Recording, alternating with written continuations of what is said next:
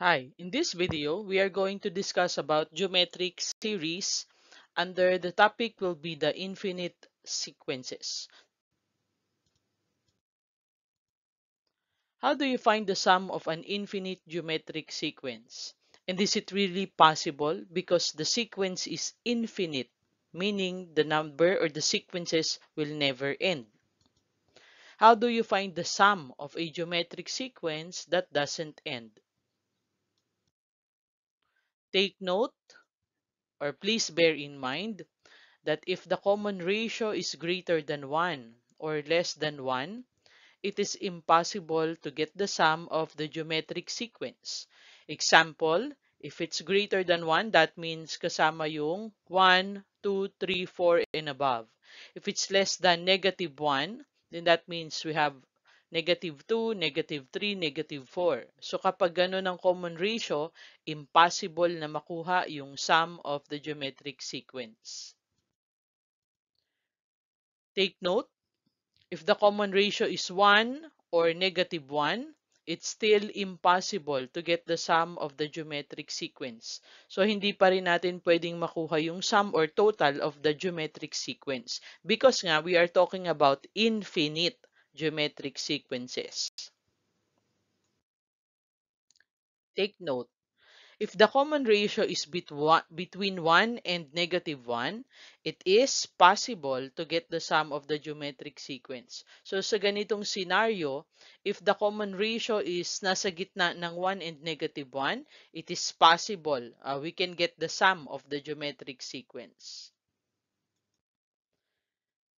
Okay, so this is the illustration of when is it possible to get the common ratio. So sabi natin earlier, the common ratio must be between 1 and negative 1.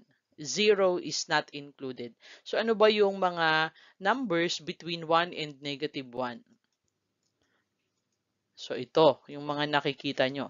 So sa madaling salita, mga fractions. Okay, so mga proper fractions, 3 over 5, 1 half, 1/4, negative 1 half, pwede ring negative 2/3. So kapag ganito yung inyong common ratio, it's possible to get the sum of the geometric sequence. Take note that our formula is S sub n is equal to A sub 1 divided by 1 minus R, where your A sub 1 is the first term and R is your common ratio. And S sub n, ito yung ating hinahanap. Sum of the infinite geometric sequence. Okay, let's have our examples. Number 1, find the sum of 8, 4, 2, 1. So this is a um, geometric sequence. So tingnan natin kung ano yung kanyang common ratio.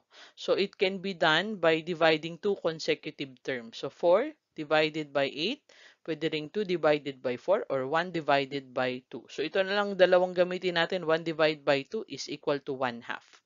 So your common ratio here is 1 half. Pwedeng kunin ang sum of the infinite geometric sequence. So paano? So using the formula, S sub n is equal to A sub 1 divided by 1 minus R. Kunin yung A sub 1 and then kunin yung common ratio. Substitute natin. So you have 8 divided by 1 minus 1 half. Solve natin yung nasa denominator. So 1 minus 1 half is 1 half. Okay, so solve natin yung 8 divided by 1 half. So kunin yung reciprocal or yung kabaligtaran ng denominator na 1 half. So 8 over 1. Then proceed tayo sa multiplication ha, pagkakuha ng reciprocal. So 8 ang denominator niya ay 1 na. And then yung 1 half gagawin nating 2 over 1. And then multiply. So 8 times 2 and then 1 times 1. That will give us 16. So that only means the sum of the geometric sequence from the first term up to infinite is equal to 16. Okay, number 2 example, find the sum of 1 half, 1/3, 2 over 9, 4 over 27, 8 over 18. So, paano kukunin yung common ratio niyan? Divide natin yung consecutive terms. So, 1/3 divided by 1 half. So, So the common ratio that we were able to get is 2/3. So dito pwedeng kunin ang sum of the infinite geometry. So from the sequence, kunin natin yung a sub 1 and yung common ratio. So substitute natin, a sub 1 is 1/2 divided by 1 minus 2/3. So dito, subtract muna natin yung 1 minus 2/3. So pwede itong maging, yung 1 can be written as 3/3. Gayahin nyo lang yung denominator ng 2/3 kasi ang 3/3 is also equal to 1. So 3 minus 2, and then copy the denominator. So magiging 1/2 divided by 1/3. And then, let's get the result. Let's divide 1/2 and 1/3. So kunin yung reciprocal ng 1/3 and then proceed tayo sa multiplication. So 1/2 times 3/1. So multiply ang numerator sa numerator, denominator sa denominator. So this means our sum of the infinite geometric sequence is 3/2 or 1.5. Okay, number 3 example, find the sum of 16, 8, 4, and in this geometric sequence, ang common ratio ay 4 divided by 8 or 8 divided by 16 is 1/2. So, pwedeng kunin ang ating sum. Okay, because the common ratio is between 1 and -1. Fraction siya. Okay, 1/2. Okay, so sa formula natin, S sub n is equal to a sub 1 divided by 1 minus r. Kunin ang a sub 1, 16. Ang common ratio ay 1/2. So 1 minus 1/2 dito. So yung 1, gawin nyo lang 2/2.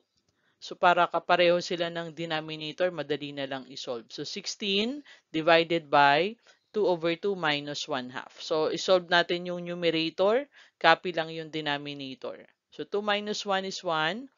Then 2, copy the denominator 2.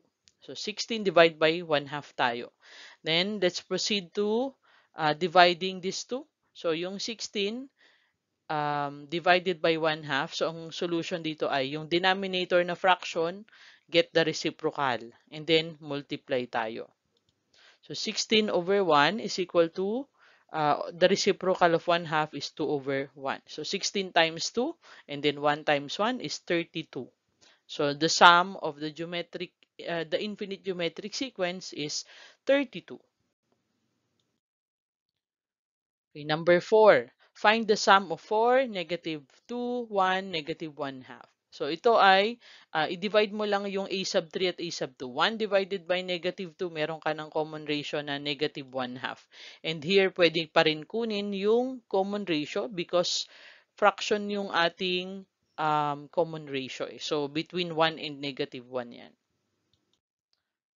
So, substitute natin yung ating value sa formula.